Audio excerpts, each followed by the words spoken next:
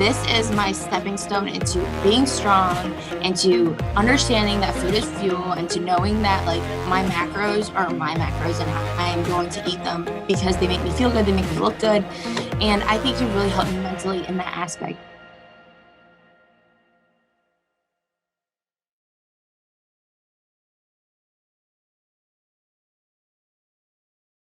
Hey guys, this is Adam with See You Later Leaner, and I am here with the wonderful Anna. This is going to be a fun topic. So, in college, while prepping, how did you handle dating?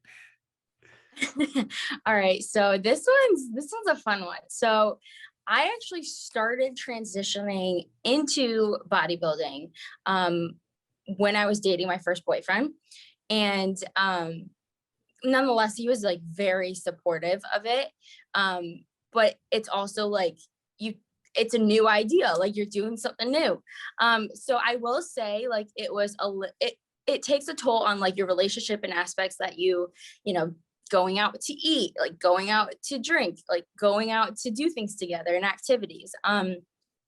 So I would say, like, because again, like I'm very like structured with how I make things work, like I'll make it work regardless. It just matters like if the person like is okay with you bringing your meal or bringing your scale, because that's just something weird to have in public if no one's used to it. hmm So one thing that's interesting about that is I find where the spouse can become a little unsupportive in that regard. It's because they care for the person and they can't fathom the idea that somebody is happy bringing their food to a restaurant. And, right.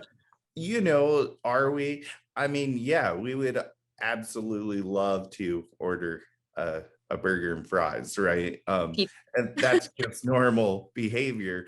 But I think just because, you know, one thing that maybe divided you and your boyfriend just because um, you didn't react the same way he would react to his Yeah. situation makes Yeah. it hard for him to understand the situation that you're in.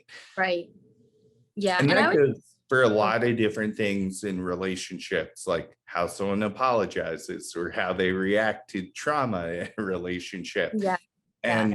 And when you're in a prep and somebody else is not, they really just don't understand what you're going through physically, hormonally, True. and just even from somebody that's already as busy as you are because you That, excel at such a high level in school.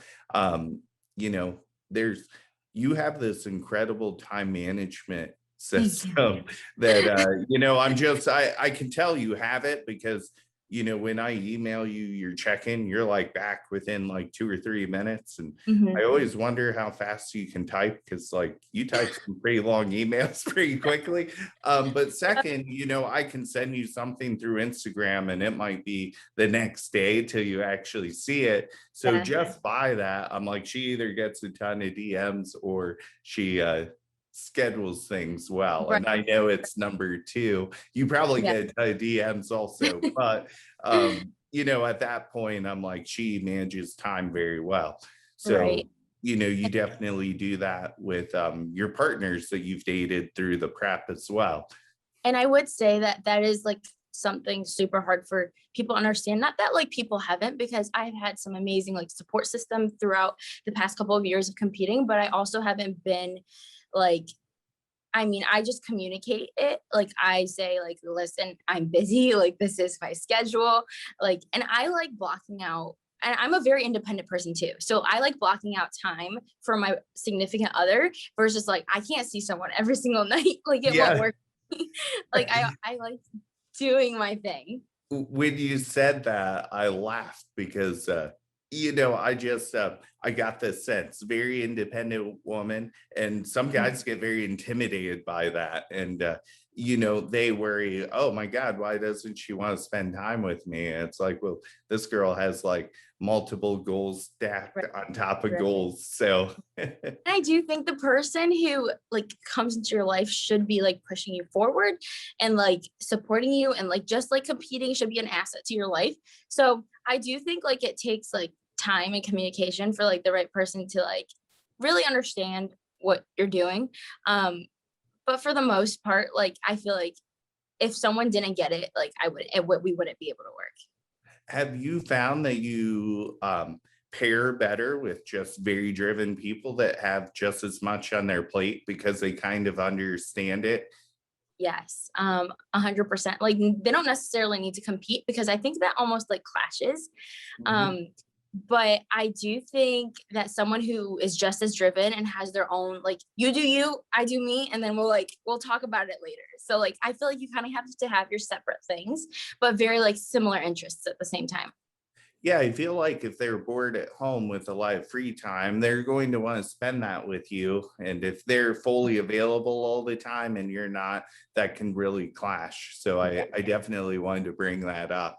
Yeah, no, and I agree with that because if someone's not doing anything, they're gonna be hitting you up like, "Hey, like let's hang out every hour of the day," which And then it's you're not. going to feel like you're disappointing them because you can't. Yeah. And that I feel guilty. I'm a guilty person. So like when I can't show up because like someone needs me more than like I can give at this certain moment, like I feel horrible. And so like I do catch myself spreading too thin sometimes, making sure I'm there for my family, friends, and like everybody all at the same time.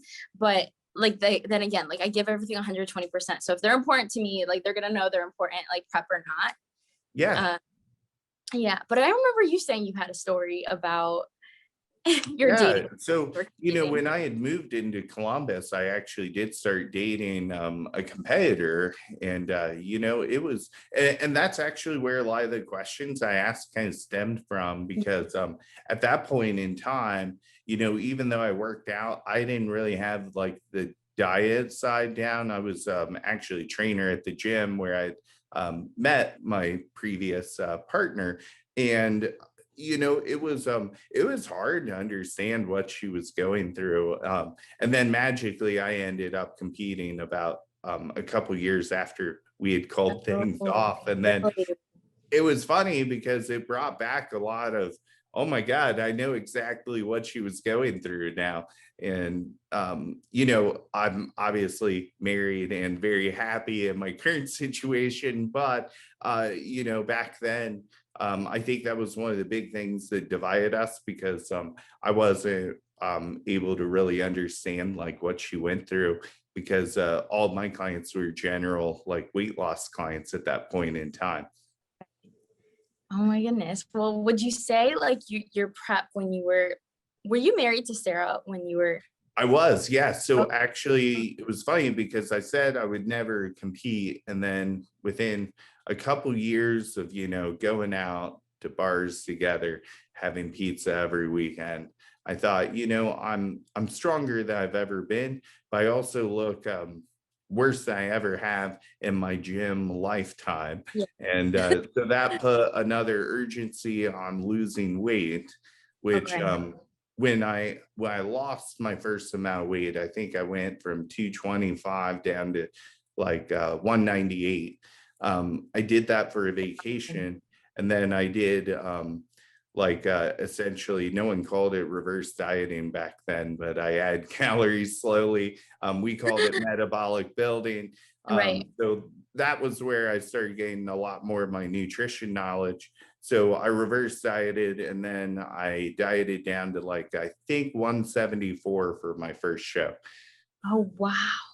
Yeah, Yeah. I remember looking at pictures. But see, at the same time, I feel like if you do have that supportive figure in your life, like even if they get it or don't completely, it almost gives you like that drive and like motivation to like compete regardless because you know they're going to be by your side and like you'll help them understand. So like as long as they might not love it. I feel like nobody loves it like a competitor's lifestyle because there's a lot we can't do and like sacrifice, but like there's alternatives. It's just a matter of like your person's okay with it. So if I feel like if someone's so supportive of it, it makes you almost just want to like you still feel comfortable entering into that division. Yes, absolutely. Well, thank you for jumping on this podcast, and we will cover our next one on food availability.